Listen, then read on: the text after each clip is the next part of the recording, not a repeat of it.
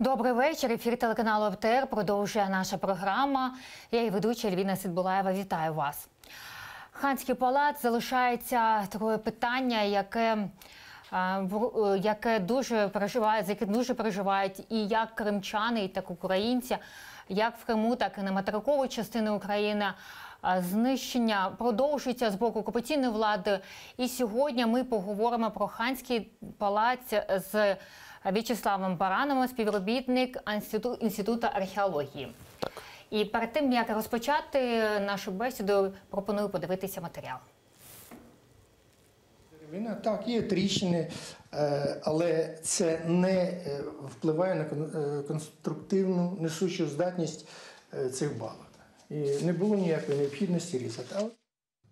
Головний архітектор національного заповідника Києво-Печерська лавра Яків Дігтяр переконаний, те, що зараз відбувається на території Ханського палацу у Бахчисараї, аж ніяк не можна назвати реставрацією. Букові балки 19 століття, що тримали стелю мечеті, окупанти розпиляли і викинули. Замість них поставили сучасні. Стелю мечеті з давніми розписами розібрали і лишили на дворі. А старовинну черепицю з даху мечеті зірвали і замовили замість неї сучасну, іспанську, що зовсім не подібна до древньої кримсько-татарської. Вот когда она утратится, то вот его преемственность он тоже не успел передать, потому что появились современные технологии по изготовлению черепицы, заводские технологии.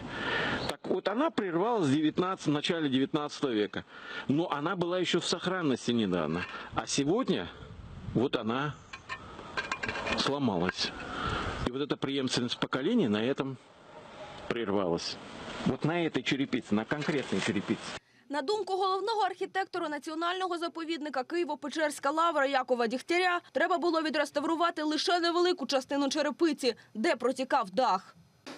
На мій погляд, це один із елементів геноциду, але геноциду не в такому прямому сенсі, а культурного геноциду. Тобто знищується культура того народу, корінного народу, який там проживав. З тим, щоб про це через 100-150 років навіть важко було згадати. За даними Едема Додакова, перед тим, як розпочати так звану реставрацію мечеті Ханського палацу, не зробили необхідну як за українським, так і за російським законом комплексну експертизу об'єкту. Є лише розрахунок будівельних витрат та акт історико-культурної експертизи. І те, що нині відбувається, це просто заміна старовинних елементів будівлі на нові. А поспіх підрядників можна пояснити відмиванням грошей. Адже по федеральній цільовій програмі підряднику ще до закінчення робіт вже перерахували суму 148 мільйонів рублів. Дворец попал под банальное освоение средств. Вот это и есть основная причина, почему ведется такая топорная работа. Стало известно уже из источника заказчика, это то, что проект до настоящего времени не прошел комплексную государственную экспертизу. Проект так званої реставрації підготувала фірма «Керамет» із Сімферополя, а підрядник – московська «Атта Груп». У Департаменті охорони культурної спадщини України кажуть, не знайшли жодних відомостей про те, що ці фірми мають хоч якийсь досвід роботи з історичними пам'ятками. Але вони вже планують встановити велике металеве накриття над Ханським палацом, яке нібито має захистити пам'ятку від руйнування через атмосферні опади. Експерти попереджають, такі дії можуть лише зашкодити пам'ятці. Аби зупинити такі дії окупантів, у Департаменті охорони культурної спадщини України закликали ЮНЕСКО втрутитись у так звану реставрацію та змусити припинити знищення пам'ятки. За допомогою звернулися і до міністра культури і туризму Туреччини. Занадто мало часу пройшло. На жаль, дипломати так швидко не реагують на наші звернення, але сподіваюся, що все-таки воно набуде достатнього розголосу, щоб сподіватися на... десь воно там має спрацювати. У департаменті готують листи до 9 країн світу, що підтримували Україну на міжнародній арені, аби врятувати палац, поки окупанти його не знищили. А спокуса у окупантів велика. На реставрацію всього Ханського палацу у федеральній цільовій програмі закладено майже 1,5 мільярди рублів. Вікторія Аблязова, Нікіта Проскурін, Заман, АТР. Такий стан зараз у Ханському палаці – це такий матеріал невеликий. Ви самі з Криму, і ви займалися археологією, так? Так, я і зараз займаюся, але в І зараз Києві. теж займаєтеся тільки в Києві. Як на ваш погляд, що хочуть з цими так званою реставрацією зробити саме окупаційна влада? Ну, я тут згоден з паном Дудаковим про те, що в даному випадку єдине завдання – це освоїти гроші, які виділили. Тобто, насправді, по-перше, палац, хоча, звичайно, він потребував реставрації, постійної реставрації, він не був в тому стані, щоб потрібно було розбирати кришу на дах і перебудовувати повністю все це.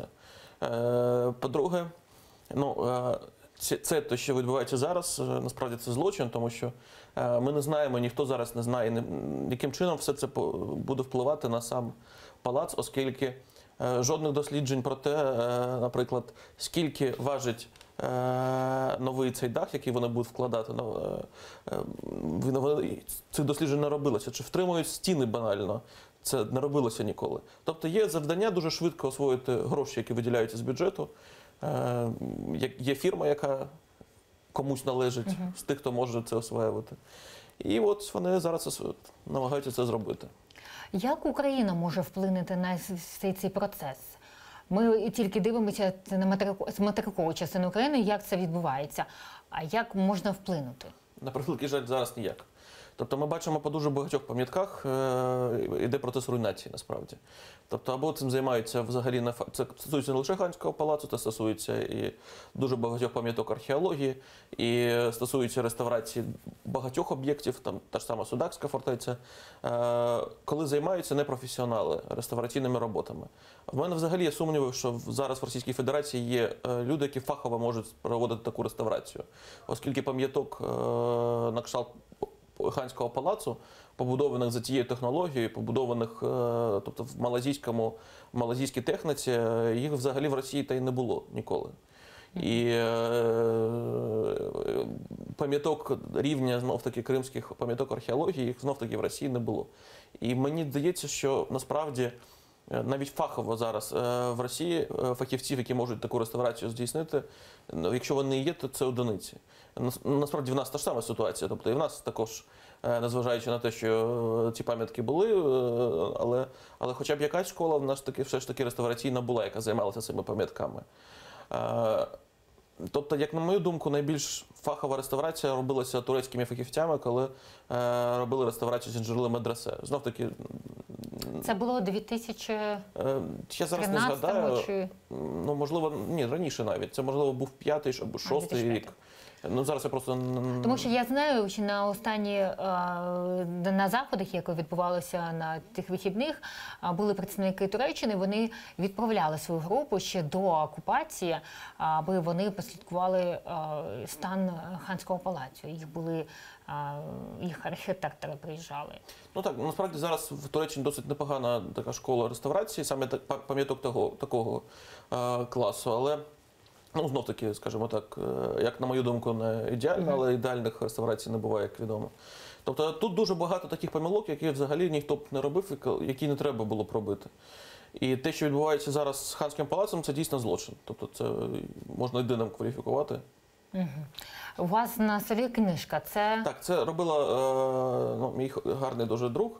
Вона зараз проживає в Туреччині, Алія Ібрагімова. Ну, в принципі, це насправді єдине наукове видання і науковий обробок Ханського палацу.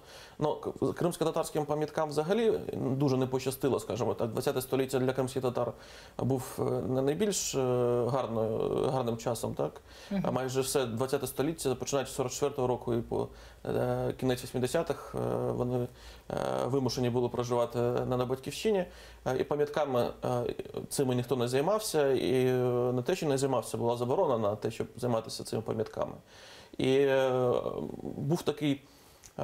була така велика зацікавленість до тих пам'яток на початку 20-х років 20-го століття, коли був директором спочатку палацу Ханського, потім взагалі музеїв бахчисарайських Усейн Бодонинський. Але потім після страти Бодонинського і після депортації особливо фактично була заборонена те, щоб займатися дослідженнями цих пам'яток.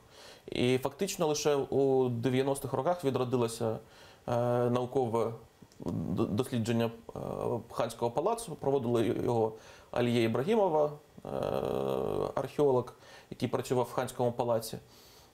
Наскільки мені відомо, зараз вона емігрувала до Туреччини і викладає в Туреччині, в Стамбулі. В принципі, зараз в Криму залишилися археологи, які можуть працювати з тими пам'ятками і досліджувати їх досить фахово, там той самий Емілі Сейдалієв. Але кажу, що справа така, що, по-перше, це розуміння замовником взагалі, що він робить. І мені здається, що якраз з реставрацією Ханського палацу такого розуміння, що найбільша проблема – це зберегти, а не відбудувати.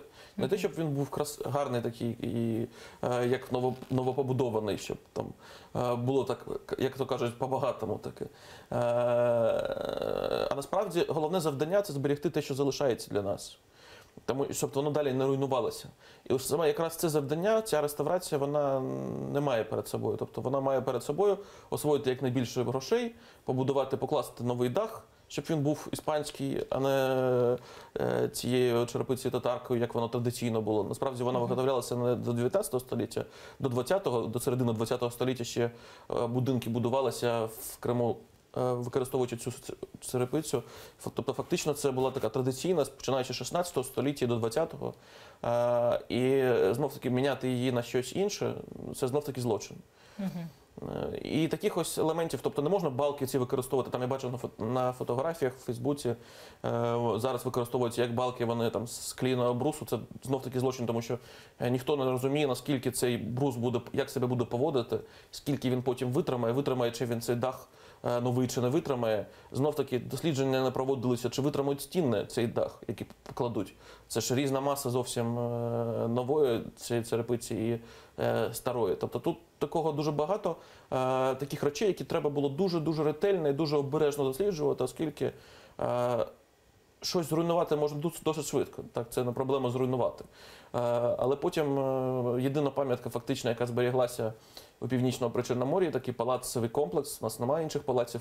Вони були раніше, звичайно. Але зберігся фактично єдиний палацовий комплекс Бахчисарайський. І зруйнувати його через те, що осваювати треба гроші, це не просто злочин, це, скажімо так. Ви вважаєте, це пов'язане тільки з освоєнням грошей? Ну, знаєте, я все-таки вважав би так. Тобто, ну, дійсно, по-перше, ну, звичайно, що і кримські татари, і палац дуже, скажімо так, неприємні для Росії, тому що вони порушують цей російський лозунг про те, що там Крим був російським. Насправді він не був ніколи російським. Тобто, скажімо так, до 20-го століття, до 21-го століття він завжди був не російським, скажімо так. По-друге, в принципі, як мені здається, Росія сприймає кримських татар як таких, ну, тобто вони не вкладаються в ту, скажімо так, фашистську схему, яка зараз розбудовується офіційно на рівні держави російської, тобто, ну, це зрозуміло. Але що стосується Ханського палацу, мені все ж таки здається, що в даному випадку більше така традиційна російська корупція і спроба вкрасти гроші там, де вдається, ніж така осознана, так, спроба боротьби з кримсько-татарською історією. Хоча, можливо, в даному випадку все насправді. І зараз у нас на скайп-зв'язку є Едем Додиков, колишній голова Рескомнацю. Едем Бей. Салям алейкум. Салям алейкум. Едем Ага, ви один з перших, який розпочав висвітлювати та показувати, розказувати все, що відбувається біля Ханського палацу. Як зараз змінилася ситуація? Як себе ведуть окупаційна влада? Як ведуть, і на якій стадії зараз так звана реставрація? Ну, мы очень много говорим на эту тему. Однако я хотел сказать, что мы говорим языком таким более научным, наверное, не все понимают, потому что очень многие люди останавливают меня и задают вопрос, а что же на самом деле происходит, не лучше ли это заменить все старое и сделать новое. Ну, я хочу сказать, помимо того, что, конечно, эти реставрационные работы преследуют в первую очередь пропагандистскую цель. Вот представляете, из всемирно известный памятник, реставрирует его только Россия. Тут есть еще два аспекта, на которые бы я хотел обратить внимание. Это правовой аспект и экономический аспект, который присутствует неразрывно связан с нынешними работами по реставрации. Ну, понятно, что реставрация – это научная, индивидуальный подход, признанный восстановить здание. Но не каждый знает о том, что, чтобы приступить к реставрации, нужно, чтобы проект прошел комплексную государственную экспертизу. Комплексную государственную. Это проводят целые научно-исследовательские институты. И необходимо пройти дальше процедуру тендера, чтобы выбрать подрядчика. И эта процедура тоже, она непростая, даже в российской реалиях. И выбирается наиболее опытный подрядчик, который имеет опыт реставрации подобных объектов. В данном случае этого нет. Идет такая хитрая реставрация, так я назову ее. Есть в реставрации еще такой раздел – первоочередные противоаварийные работы. Это когда что-то происходит, какая-то аварийная ситуация, чтобы не ждать проекта реставрации, а приступить к ликвидации этой аварии немедленно, нужно провести вот эти работы, которые консервируют ситуацию, не дают, так сказать, вот этому вывалу или какой-нибудь балке развалиться. Делают подпорные конструкции, там немножко укрепляют стены, и на этом все останавливается. Вот так вот для таких работ комплексная государственная экспертиза не нужна. Достаточно небольшой группы экспертов провести историко-культурную экспертизу. Для таких работ не надо проведения тендерных закупок. Для таких работ достаточно провести закупку, так сказать, у одного претендента. Вот в данном случае заказчик, Комитет культурного наследия, по охране культурного наследия Крыма обошел законодательство, в том числе и российское. Подрядчик заведен без процедуры тендера. Дальше не прошли комплексную экспертизу, но весь состав работ, объем работ на данной стадии подрядчик, корпорация Atto Group и Керамет, и заказчик превысили полномочия по разделу первоочередных противоаварийных работ.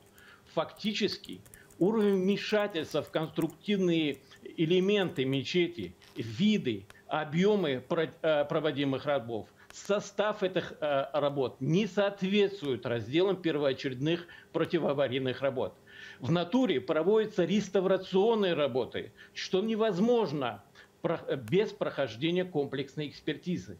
Я думаю, понимаете, какой нонсенс получается? Понятно, что Ханская мечеть – это объект культурного наследия, но он состоит из предметов культурного наследия. Черепица, росписи на стенах, отделка стен, всевозможный резной декор, который там существует, витражи, которые сейчас сломаны. Это все предметы культурного наследия, и они охраняются государством. Так вот, согласно приказа того же комитета, приказа 116 от 13 июня 2017 года, черепица и те предметы культурного наследия, которые я назвал, охраняются государством. Но нонсенс заключается в том, что на стадии первоочередных противоаварийных работ фактически заказчик и вот эта так называемая группа эскетов согласовывает исключение из проекта предмета культурного наследия черепицу. Они работают, как будто бы крыша рухнула, и ничего там не сохранилось. И на этой стадии они привозят испанскую черепицу и проводят. Вот это вот есть правовой аспект, который в данном случае показывает и компетентность этих людей, и компетентность подрядчика, и компетентность эксперта. Налицо идет полномасштабный сговор, я другого слова просто назвать не могу. И, наконец, экономический аспект этой ситуации, в который сейчас попал Ханский дворец. Понимаете, комплексная экспертиза о достоверности сметных, не комплексная, простите, просто экспертиза о достоверности сметных расчетов проведена только в декабре 2017 года. Однако подрядчик приступил к работам в сентябре 2017 года. Вот спрашивается, как он получил авансы для этой работы. Следующий вопрос. В декабре 2017 года подрядчик получает 100% всех ассигнований, подготовив фиктивные акты выполненных работ на мечеть, куда было ассигновано 70 миллионов гривен, порядка 70, остальные на так называемый навес над главным корпусом. 148 миллионов. А выполнена работа, если взять по ханской мечети, ну не более чем на 20-30%. Теперь в нынешней ситуации и подрядчик, и заказчик попали в такой в некий временной циклон, где нужно срочно освоить деньги и отчитаться, потому что это нарушение как минимум бюджетного кодекса. И на этой стадии, конечно, самое выгодное – это удорожить проект. Поэтому они срочно меняют все балки, возиться со старьем никому не хочется, меняют все балки, и даже балки они не могут заменить по своему же проекту, потому что согласно даже их проекта предусматривается на части балок перекрытия, которые они меняют, установку балок из лиственницы, из цельной лиственницы второй категории. А на деле они укладывают, потому что не подготовлены к проекту, укладывают составную балку. Чтобы подготовить цельную балку из цельного дерева, понимаете, нужно время, минимум 1 год. Чтобы довести влажность этой балки не больше 14%. То есть мы видим какое-то варварство, которое делается, которая даже не прошла государственную экспертизу. И с точки зрения законодательства Россия пока за это не несет ответственность. Она несет, конечно, ответственность по законам ЮНЕСКО, но в то же время нет государственной экспертизы. Все, что делается, это первоочередные противоаварийные работы. И сложно даже объяснить. Понимаете, предмет культурного наследия, согласно проекту, я еще раз повторяю, черепица, которая фактически сохранилась на 90-95%, она выхолачивается. А в ходе реставрационных работ из-за бездарности, такой тупой работы, уничтожается фасад, уничтожаются витражи, уничтожаются росписи. Есть уже скол на памятнике Ферах Султан. Понимаете? И никто не защищает этот проект. Комитет по охране культурного наследия как будто бы не видит. Стены не защищены. Не требуют вести проектные работы, реставрационные работы соразмерно статусу этого дворца. Понимаете? Ведь он в 2012 году был презентован в ЮНЕСКО. И к нему должны были относиться хотя бы соразмерно с этим статусом. А в данной ситуации мы видим такой вандализм.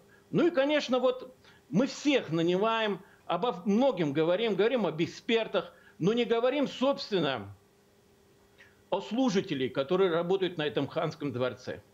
Понимаете? Ханскому дворцу надо служить. Служить по призванию. Служить за вознаграждение, а не работать на ханском дворце за зарплату. Это разные понятия. Сегодня ханский дворец никто не узнает, там такая громешная тишина, что шепотом разговаривают. А еще недавно это была площадкой постоянных споров. В конце концов, даже склок этих профессоров, этих ученых, реставраторов, архитекторов. А сегодня тишина. Сегодня бывший работник прокуратуры навел там с точки зрения российского менталитета порядок. Там никто не вякает. А кто вякнул, того убрали уже оттуда давно. Понимаете? И этот человек, который до 2014 года никогда не работал в каких-либо культурных учреждениях. Он пришел, поменял тюремные камеры на ханский дворец. И за год сделал карьеру от помощника по службе безопасности до генерального директора. І хто зараз є директором? Хто зараз є директором? Директором ханского дворца является Ситумерова Мерьем. Очень креативная девушка, я ее знаю. Семья очень культурная, но, к сожалению, она не специалист. Она очень далеко от этого. Она не имеет ни одного... Вот понимаете, это впервые, когда директором Ханского дворца работает человек, который не имеет специального образования. Она не архитектор, она не археолог, она не историк. Она еще до недавнего времени вот была, у нее был собственный магазинчик в 20 квадратов, и она возила в летнее время экскурсии на Ханский дворец. И вот она вдруг с 2014 года стала директором. И считает, что с вот этих достигнутых высот может заявлять о том, что вы тут все сполошились. Россия единственная страна, которая, мол, заняла судьбу этого дворца. Вот я скажу, что я не против, откуда будут идти деньги. Я честно скажу, не хочу в этом плане заниматься политикой. Но я хочу, чтобы этот памятник сохранился для нашего потомства. Для потомков, как именно памятник нашего культурного наследия. Его не уничтожали. Ну и, конечно, в данной ситуации, что я могу сказать, там есть еще и главный архитектор, беспрецедентный человек, трус. Он сегодня фактически вводит вот этих иностранных корреспондентов, да, вот сейчас такая у них фишка, что именно крымские татары должны показать, что идется все правильно. Вводит их в заблуждение и рассказывает о том, как правильно все реставрируется, уничтожая, что это все будет новое, перекрасится, витражи поправим, сделаем новые. Но самое главное, что предметы культурного наследия, которые будут уничтожены, они не будут заменены новыми предметами культурного наследия, потому что это будет новодел. Понимаете, на Ханской дворце будет сегодня новодел. И в случае реализации этого проекта в полном объеме потеряется ведь не только наше наследие, потеряется и всемирное наследие. Вот что печально, понимаете? Если этот проект будет реализован в полном объеме, мы не ограничимся одной материальными или культурными, нравственными ущербами. Понимаете, мы получим ложный, никогда не существовавший прежде архитектурный ансамбль, из которого будут исключены большая часть предметов культурного наследия. А оставшиеся элементы прошлого беспринципно соединены с бездарно стилизованными под старину современными материалами. Понимаете? Это не будет ханский. Вот такого ханского дворца, который не сегодня делают, такого больше не будет. Вот его история закончится на 17-м году. Я хочу, чтобы это все поняли. Демага, чи зв'язувалася з вами українська влада? Те, що відбувається в Криму, те, що відбувається з Ханським палацем, ви викладаєте у соцмережі, ми намагаємося показати. А як реагує українська влада? Чи вони зв'язувалися з вами? Чи велись якісь переговори? Що вони пропонують? Чи були якісь предмет спілкування з українською владою? Честно сказать, мне все равно, кто будет защищать этот Ханский дворец. Но если Украина считает, что это ее памятник ее наследия, значит, она должна вмешаться.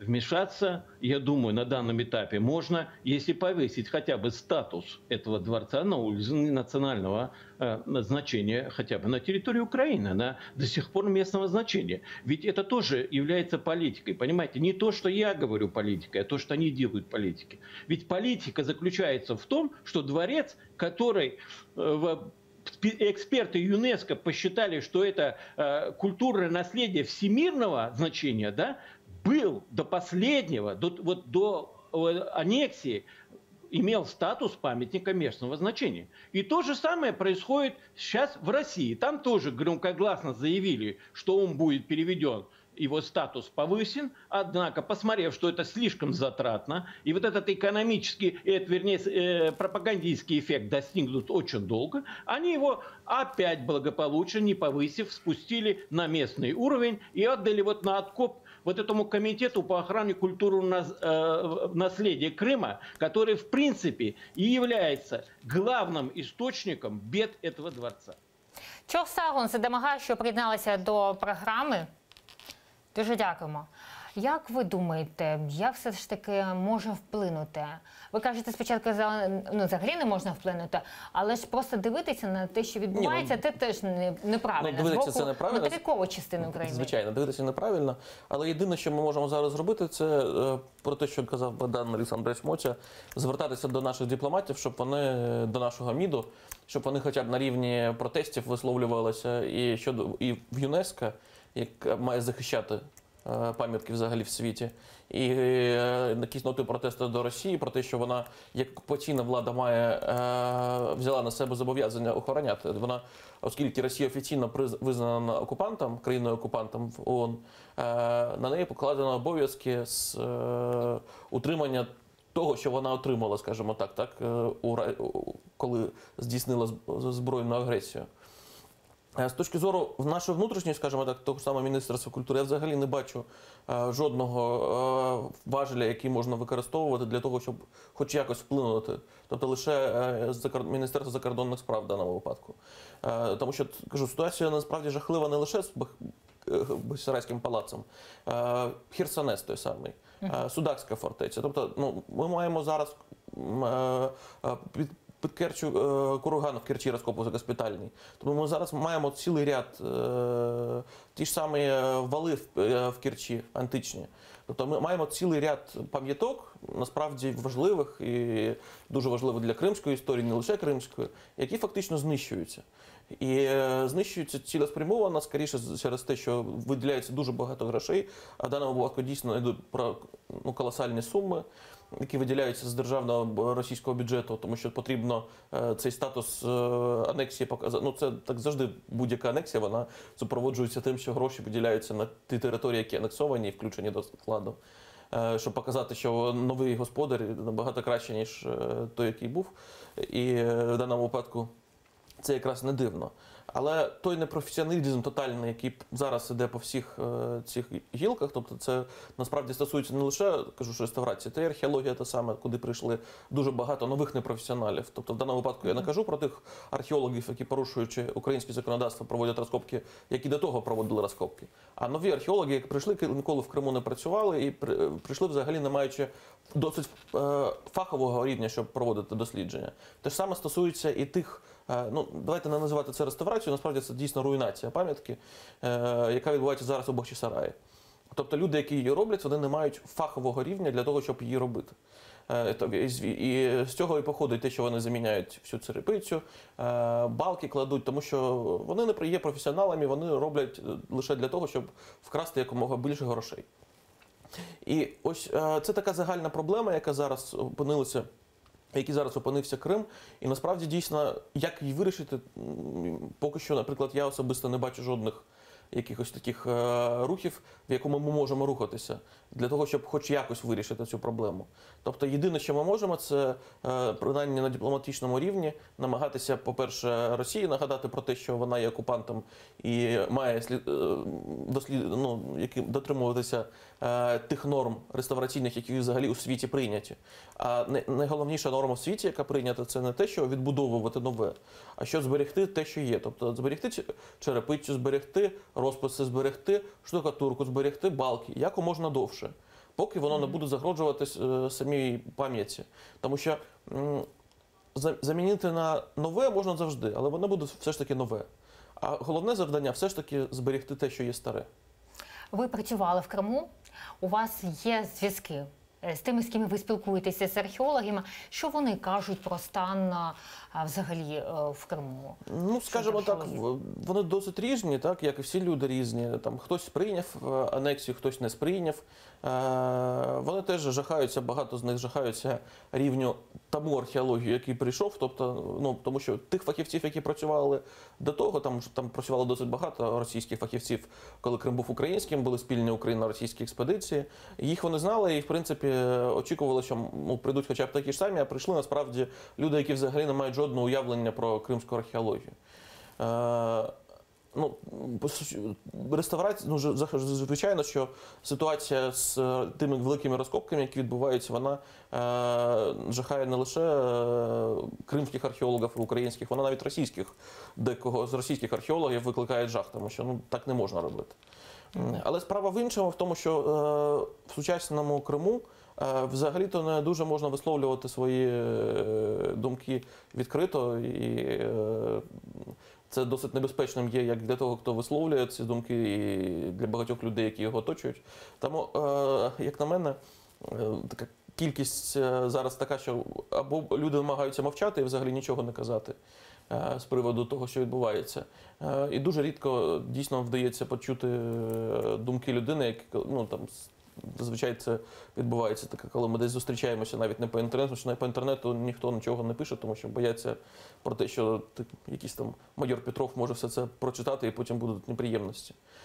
Тобто, ну, якщо глобально, рівень археології, скажімо так, в науковому відношенні знизився в Криму. Так само теж стосується, кажу, що і реставрації, взагалі всіх цих суміжних дисциплин, які розвивалися. Якщо ж, ну, звичайно, що в Крим вкинуто дуже велика кількість грошей.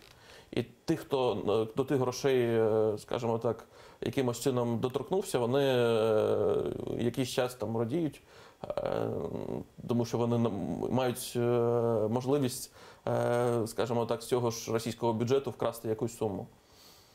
Тобто тут ситуація, скажімо так, неоднозначна в самому Криму і має тенденцію до погіршення. І наскільки це все довго буде, тому що, ну, дійсно Росія є окупантом і вона має це зберігати. Але, як ми бачимо, вона не дуже це робить. Як на мене, важелів, як її заставити це зробити, ані в нас, ані в інших країн немає. Ну, ми бачимо прекрасно те, що відбувається по світу. Там навіть Америка не має важелі вплинути на Росію там, в тій самій Сирії і вимушена вбивати цих російських найманців, які там воюють, щоб вони не прийшли до них. Ну, тобто, поки не зміниться ситуація всередині, це ж проблема навіть не в Путіні, як мені здається. Тут праві ті, хто каже, що, ну, там проблема російського фашизму, вона, як на мене, Ханський палац – це також частина тієї проблеми російського фашизму, що вона в тому, що він дійсно сидить в головах у більшості росіян. І зміна обличчя, воно не призведе до зміни кардинальної політики, тобто, вирогідно, ну, тобто рано чи пізно це для Росії закінчиться звичайна катастрофа, як на мене, не дуже довго, але питання таке, що поки воно не закінчиться, в їх головах буде розвиватися вся ідея про там, богоізбраний народ, так, там, народ-богоносець, як вони люблять. І зараз у нас на зв'язку є пані Лариса. Лариса Дяк, вона головний архітектор Інституту «Укрнітпроєкт Реставрація». Да. Добрий вечір, пані Лариса. Ви бачите і дивитеся, мабуть, те, що відбувається з Ханським палацем. Наскільки можна і реставрувати Ханський палац? І якщо можете порівняти з колишнім, з роками раніше? Ну, я могу сказать, что вот мы, в принципе, совершенно недавно узнали о том, что там происходит. Те фотодокументы, которые опубликовал Эдем Дудаков, в принципе, ну, это просто кощунство, издевательство над памятником. И мне кажется, это просто вот такая показательная порка под прикрытием благородного слова «реставрация». Потому что это не реставрация, это просто уничтожение предметов охраны объекта. Совершенно прекрасная древесина, которая годами пролежала на этом памятнике, перекрытие по-варварски просто снесли, по-варварски уничтожили потолки. Ну, о черепице вообще говорить не приходится. В принципе, когда мы вот занимались памятниками в Крыму, ну, это достаточно не то что популярное, а свойственное для Крыма покрытие. Мы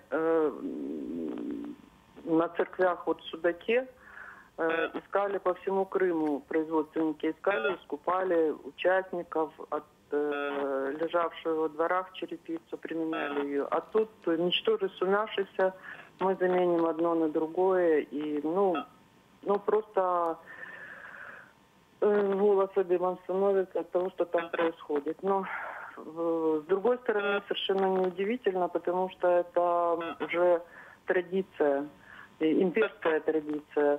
Вот если смотреть, так сказать, вглубь истории, то началось-то все с того, что в XVIII веке, в 736 году, после того, как российские войска захватили Бахчисарай, по приказу Миниха сожгли резиденцию. И вот с того прекрасного момента начинается, сжигается, уничтожается, потом строится свое. К приезду Екатерины показалось, что слишком ветхие строения, что они не соответствуют статусу, построили свое. Пані І Лариса, так далі, а і тому подобне. пані Лариса, ви Теперь, співпрацювали вот я з прочитала Євгенією то, что, Лопушинською, так? Просто уже все кинулись в интернет читать, что происходит в Бахчисарае.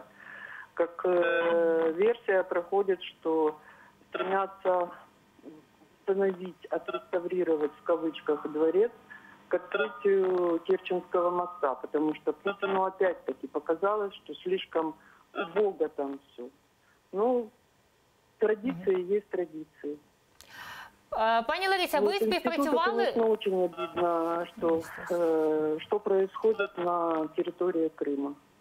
Потому что, в принципе, занимался институт с 60-х и практически вот до последнего времени до войны. Говорят, что Украина не выделяла денег. Да, денег выделялось мало, и, в принципе, это касалось не только Крыма, но и территории всей Украины. Сейчас, слава богу, уже поменялось отношение памятников. Постепенно, так сказать, мы возвращаем и статус реставрации, и занимаемся реставрацией памятников, которые были уже, так сказать, чуть ли не похоронены. Дуже И дякуємо, обидно, пані что Лариса. Крым выпал из этого. Дуже дякуємо, що приєдналися до програми. І в нас залишилася буквально хвилина. Як, на ваш погляд, крім Міністерства іноземних справ, так, вплинути, хто ще може вплинути, аби все ж таки припинити цю руйнування Ханського палацу? Ну, можливо, президент може вплинути на це питання, тобто задавши напряму питання. Тобто вони ж все ж таки якось спілкуються між собою. І крім президента та Міністерства закордонних справ, взагалі, ну, я не бачу жодних таких людей, які можуть якимось чином повпливати. Тобто, ну, тут треба ставити питання, тут правильно сказали в Міністерстві культури, тобто ставити треба питання перед нашими дипломатами, щоб вони ставили питання перед нашими закордонними колегами, щоб знов-таки вони задавали ті незручні питання росіянам. Тому що тут же таке справа, що вони намагаються виглядати такими респектабельними джентльменами на Заході, і одночасно їм, в принципі, все одно, що відбувається всередині країни, і що там руйнується, що не руйнується. І вони починають щось робити лише тоді, коли задають питання Заходу. Дуже дякую, пане В'ячеславе, що прийшли сьогодні в нашу програму і розказали. Залишайтеся на телеканалі АТР. Далі буде цікавіше.